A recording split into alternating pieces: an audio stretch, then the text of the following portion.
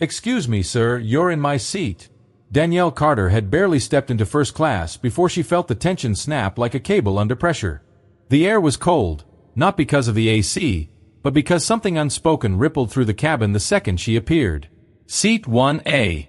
That was her spot. Paid in full. Reserved weeks ago. Confirmed 3 times by her assistant. But there, sitting with legs crossed and an air of casual dominance, was a white man in his late 40s, swirling a glass of bourbon like he owned the entire aircraft.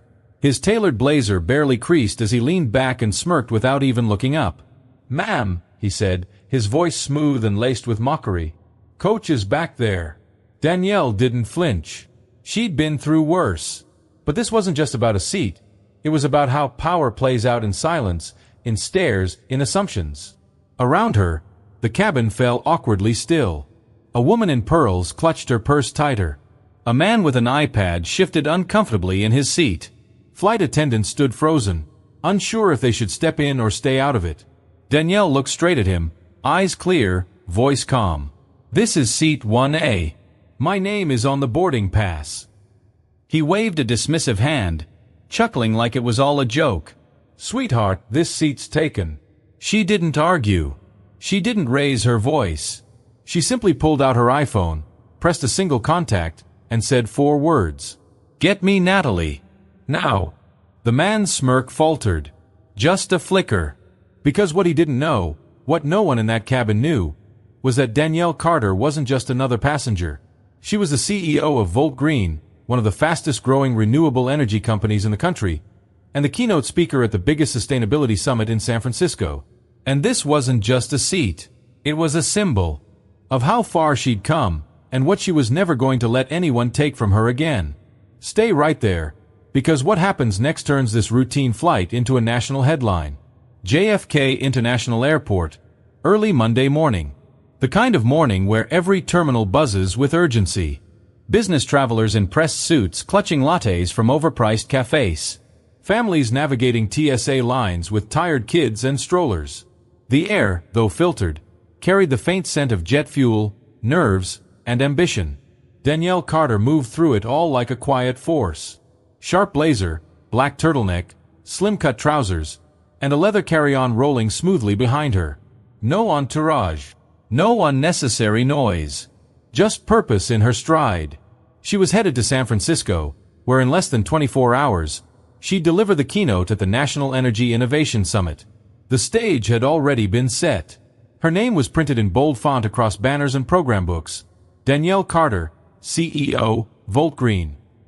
Her speech would mark the start of a nationwide clean tech initiative backed by the Department of Energy.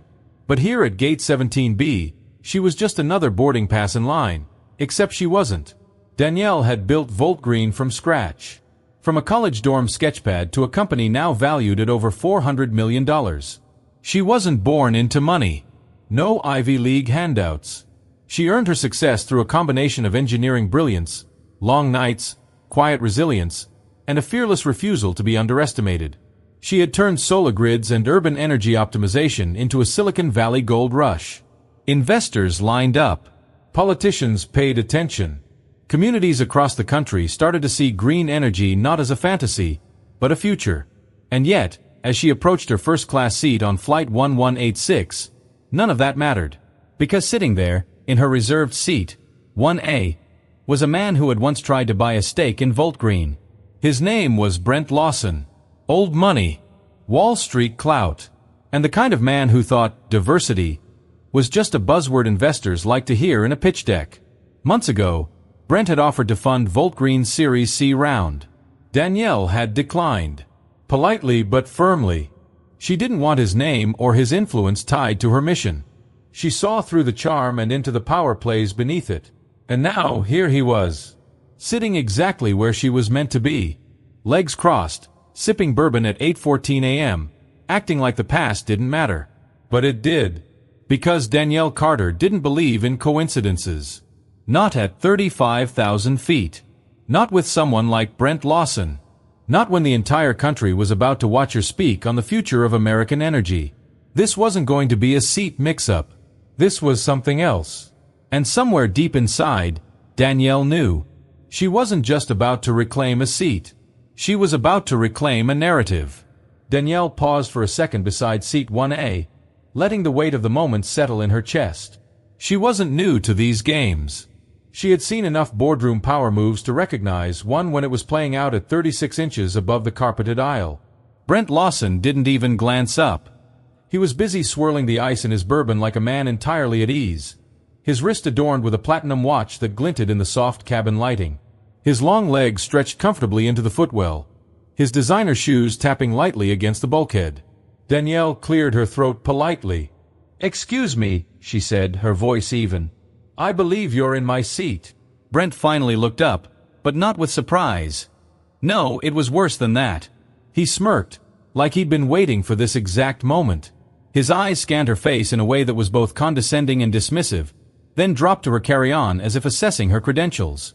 "This is seat 1A, she continued, holding up her boarding pass. "I reserved it." Brent leaned back, a satisfied grin spreading across his face like a man settling into a high-stakes poker game.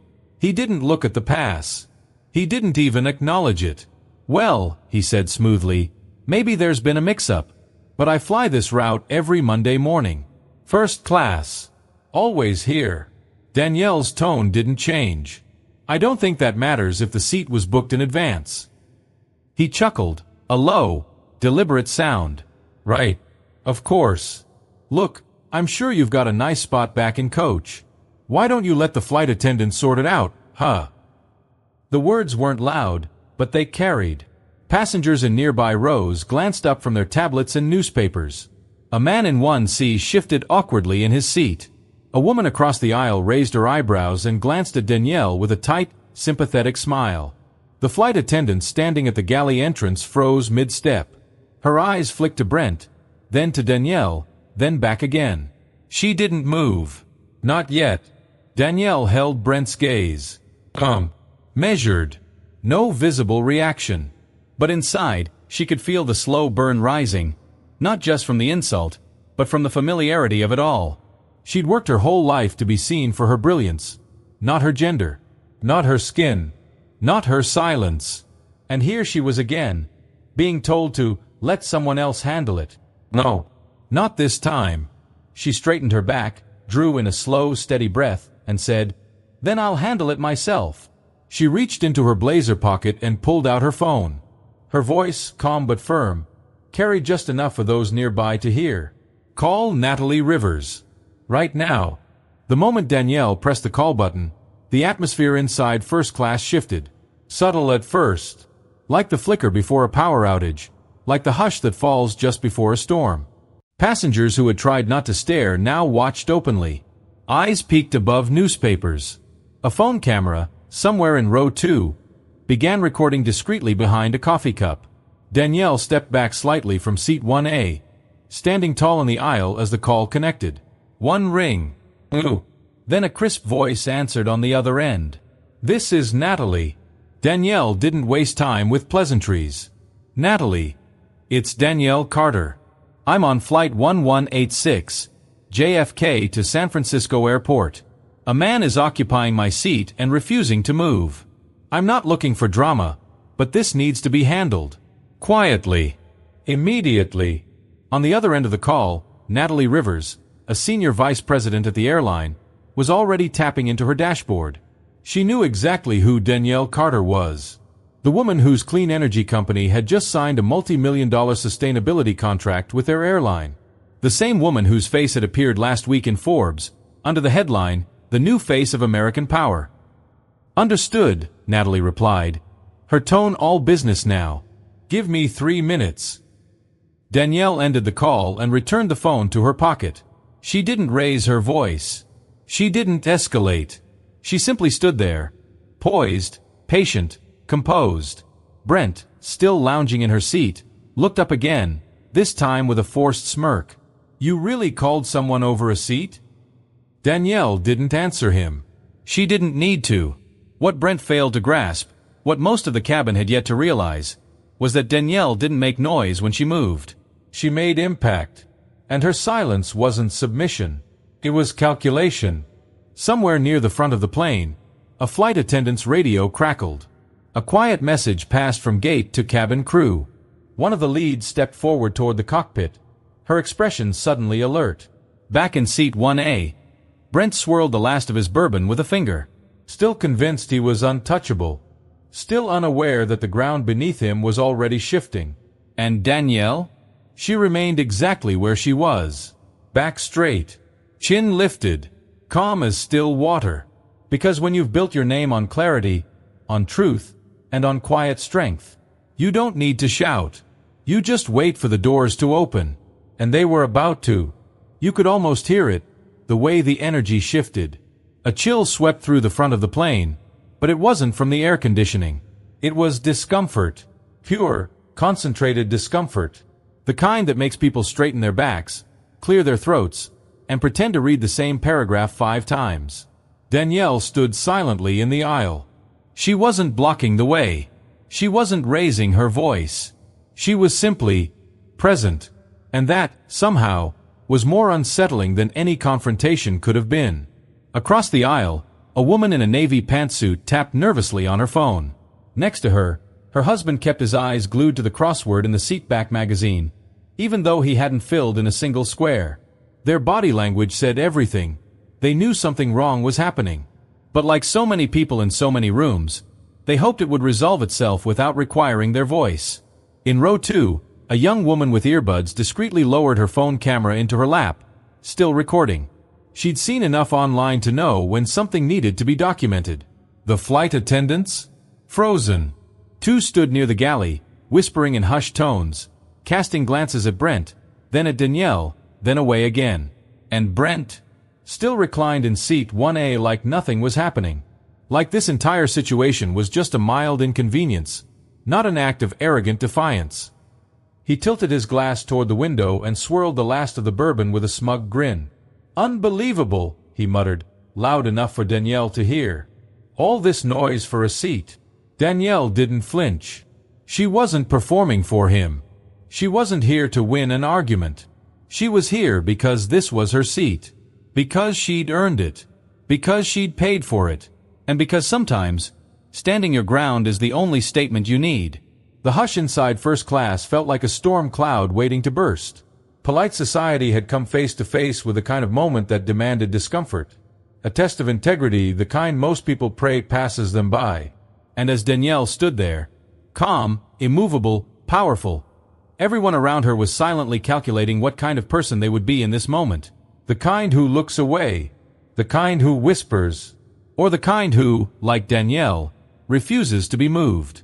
Whatever came next, the temperature in first class had dropped below freezing, and beneath the surface, something was starting to crack. Then came the sound that cut through the silence like a blade, the soft click of the cockpit door opening.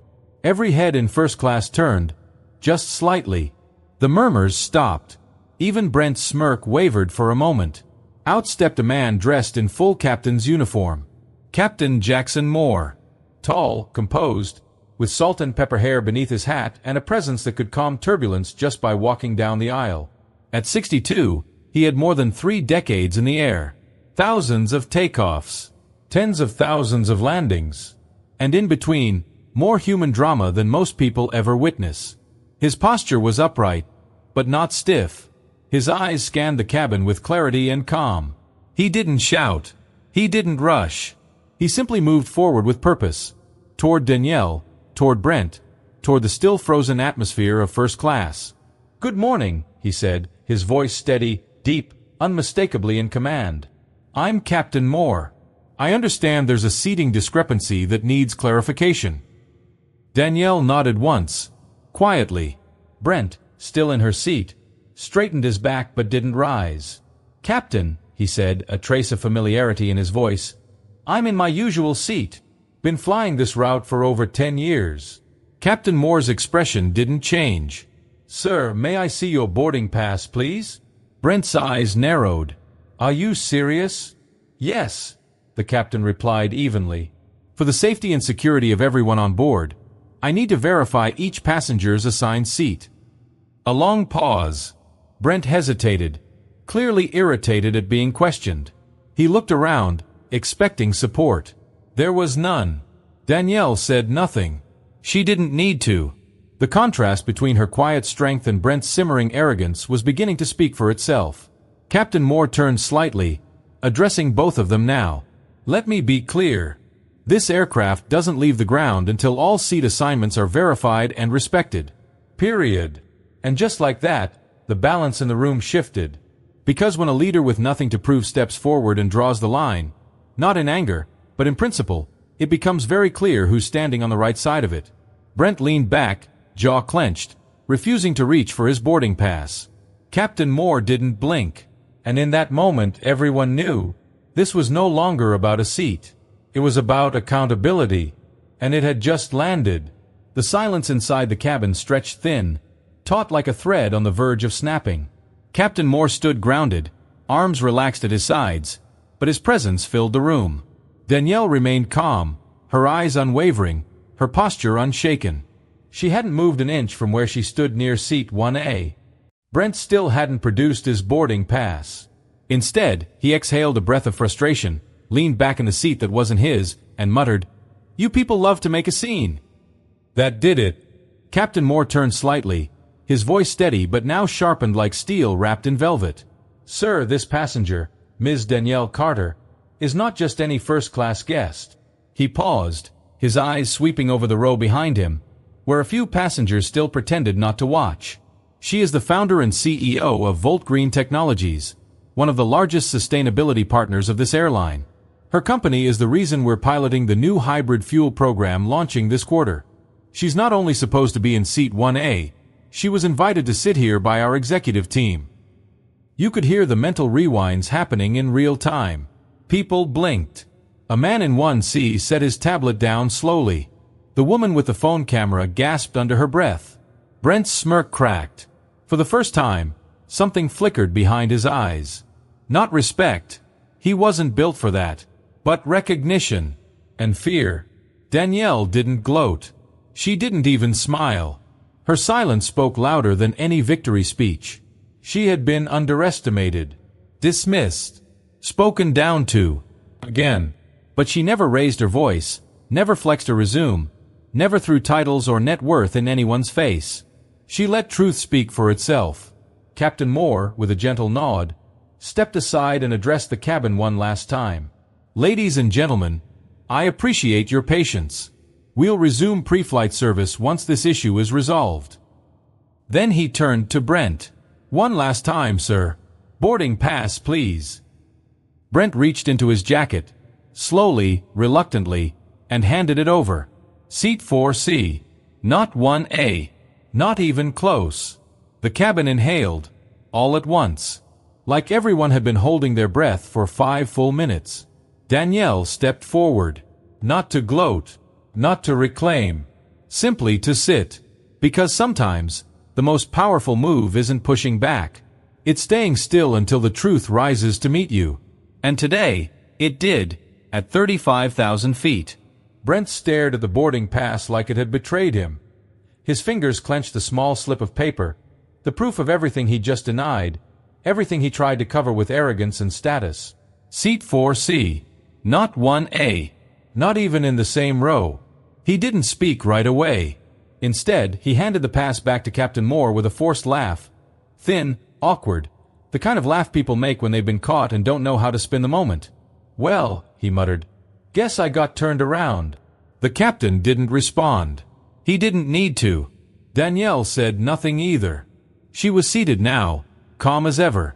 One leg crossed neatly over the other, hands folded in her lap.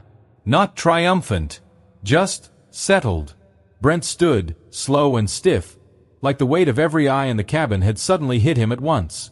Because it had. The whispers came first. "That's her?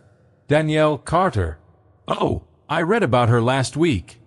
Wait, he tried to take her seat? The recording phones weren't even hidden anymore. Row 2. Row 3. Even someone in economy had leaned over the curtain with their camera discreetly aimed forward. Brent adjusted his blazer and turned toward the aisle, jaw tight, shoulders high, but his usual swagger was gone, replaced by something sharp and raw. Shame. He didn't look at Danielle as he passed her. He couldn't. It would have made it real. But just as he moved by, he muttered under his breath, Not quite under enough. You think this means you've won? People like you. It's just a trend. It won't last. Danielle didn't move. Didn't flinch. Didn't fire back. Her silence, once again, said more than anything she could have spoken. It wasn't just dignity. It was control. Control Brent never had. As he made his way to seat 4C, a full 3 rows back, passengers leaned ever so slightly out of his way, like watching a storm finally pass. Captain Moore returned to the cockpit without another word, trusting the silence to finish what had already been done. And as the flight attendants resumed service, and the cabin's normal rhythms returned, a new kind of quiet took over. Not fear, not tension, but respect. Respect for the woman in seat 1A, who'd shown them all that power isn't about volume or position. It's about presence. The plane hadn't even touched down in San Francisco before the video was already trending. It started quietly. Just one clip, posted by the young woman in row 2. She hadn't said much, just a caption that read, "When a powerful man tried to take what didn't belong to him, and learned who he was really dealing with." Hashtag seat 1A. Within 30 minutes, the clip had hit 100,000 views. By the time Danielle stepped off the jet bridge, it was at 1.6 million. The footage was crystal clear. Brent, lounging arrogantly in the wrong seat. Danielle, calm and dignified. Captain Moore stating her full name and position, dropping the truth like a stone into still water. People didn't just watch it, they felt it. The tension, the insult, the restraint, the win. And America noticed. By that evening, hashtag Danielle Carter, hashtag VoltGreen CEO, and hashtag Respect the Seat were all trending nationwide. News outlets from CNN to the Shade Room picked it up. Twitter turned it into a moment. LinkedIn turned it into a lesson. Articles poured in. She didn't raise her voice, she raised the bar. Why Danielle Carter's calm was the loudest statement of all. How one woman redefined power at 35,000 feet. But it wasn't just journalists talking. It was teachers, nurses, engineers, parents, people who had been talked over in meetings, skipped in promotions, dismissed, doubted, underestimated. They saw themselves in her, not just in what she endured, but in how she endured it, with grace, grit, and the kind of strength that doesn't ask for applause. Danielle didn't post a statement. She didn't chase the spotlight, but the world gave it to her anyway. Brent Lawson, on the other hand, couldn't escape the backlash. His name had been tagged, his LinkedIn dragged, and old interviews resurfaced like ghosts. The company he represented issued a formal statement. "We do not condone the behavior seen in the video." His profile vanished by morning. Still, Danielle said nothing, because she didn't need to speak when the world was already echoing her silence. And across the country, a new kind of conversation began, about how power looks, how it sounds, and who gets to hold it without having to prove it. For the first time in a long time, people weren't just watching a video. They were waking up. And Danielle Carter, without saying a single word more, had become a symbol not just of survival, but of self-respect that couldn't be moved, even at 35,000 feet. The ballroom at the Grand Summit Hotel in downtown San Francisco was packed wall to wall. Rows of CEOs, policymakers, environmental scientists, and young tech founders filled the auditorium, all eyes locked on the stage. It was the closing session of the National Energy Innovation Summit, and everyone knew who the keynote speaker was. By now, they'd all seen the video. The moment Danielle Carter stepped onto that stage, the room fell into silence. Not polite silence. Reverent silence. She wasn't introduced as the woman from the plane. She wasn't introduced as the viral story. She was introduced for what she'd always been. Danielle Carter, founder and CEO of VoltGreen Technologies. She approached the podium with poise, wearing a simple black dress and the same calm that had captivated millions just hours earlier. And she never mentioned Brent Lawson. Not once. Instead, she opened with a story about her grandmother in Detroit, who used to collect rainwater in repurposed milk jugs to water a garden that fed half her block. About the first time she saw an LED light bulb as a child, and realized technology could change lives, not just bank accounts. She spoke about resilience, yes, but not as something you're born with, as something you choose. Every single day. I didn't build Volt Green because I wanted to be seen, she said. I built it because I saw something that needed to change. And I knew nobody was going to hand me permission to lead. I had to claim it with every move I made. There were no tears, no theatrics. But by the time she said, leadership isn't about taking up space. It's about holding space, even when others try to push you out of it, you could feel the shift in the room. People weren't just inspired. They were sobered. Danielle didn't position herself as a hero. She didn't play the victim. She didn't give anyone the satisfaction of watching her relive the insult. Instead, she reminded everyone in that ballroom, and watching online, that dignity doesn't come from the seat you occupy. It comes from how you carry yourself when someone tries to take it away. And as the audience rose in a quiet, full standing ovation, Danielle Carter stood at the podium, not basking in the moment, but anchoring it. Because the point was never the applause. It was the message. And that message had just landed, loud and clear. By the time Danielle Carter's flight landed, the world had already shifted. But the biggest change wasn't happening online.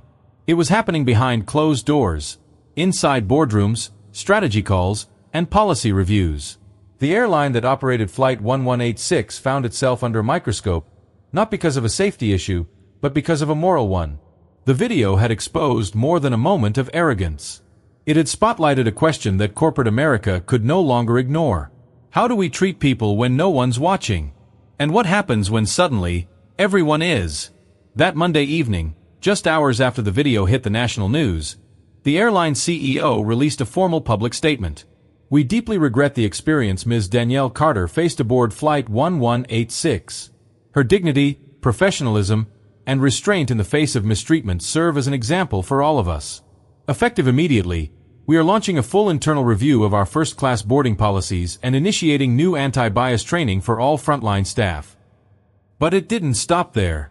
Privately, the CEO reached out to Danielle, not to offer press-friendly apologies or public partnerships, but to listen.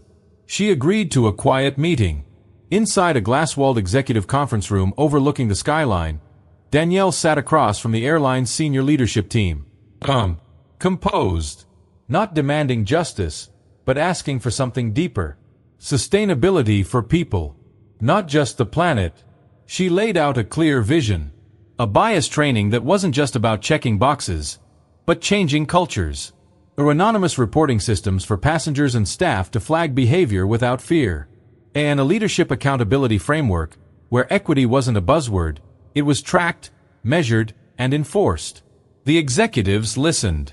And, to their credit, they acted. Weeks later, the airline announced a partnership with Danielle's firm to co-develop a new leadership initiative. Project Elevate, a long-term equity training and inclusion program that would roll out across every major hub in the United States. Flight attendants, pilots, and even top-level managers would take part. Not just in policy briefings, but in deep, conversation-based workshops designed to rewire how organizations think about power, presence, and implicit bias.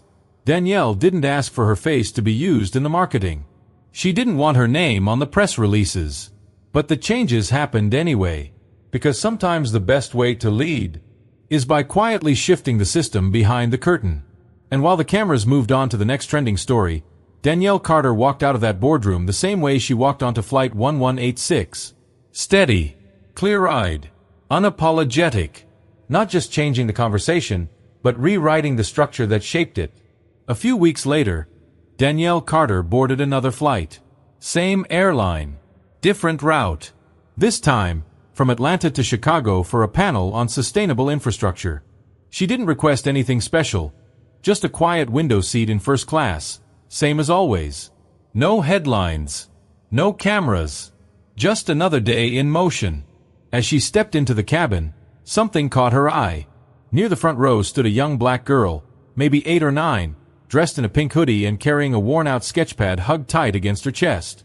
Her mother stood beside her, adjusting the child's backpack strap while scanning their boarding passes. The girl looked nervous, eyes darting from the plush seats to the passengers already settled in their spots. She didn't speak, but her body language said everything. Am I allowed to be here? Do I belong in a place like this? Danielle recognized that look instantly.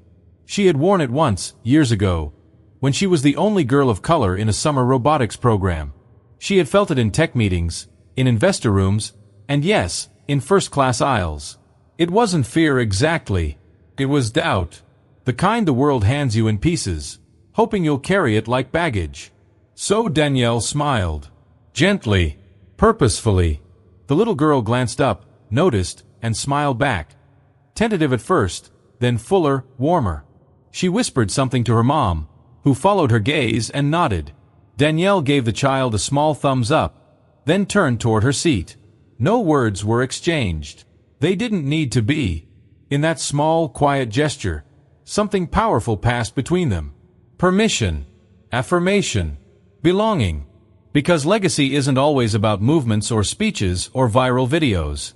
Sometimes it's a single look that says, "You're seen. You're worthy. You belong exactly where you are." As the aircraft ascended into the morning sky, Danielle leaned back into her seat and closed her eyes. The hum of the engines filled the space around her like white noise, soft and steady. She didn't think about the past weeks, the video, the headlines, the endless emails.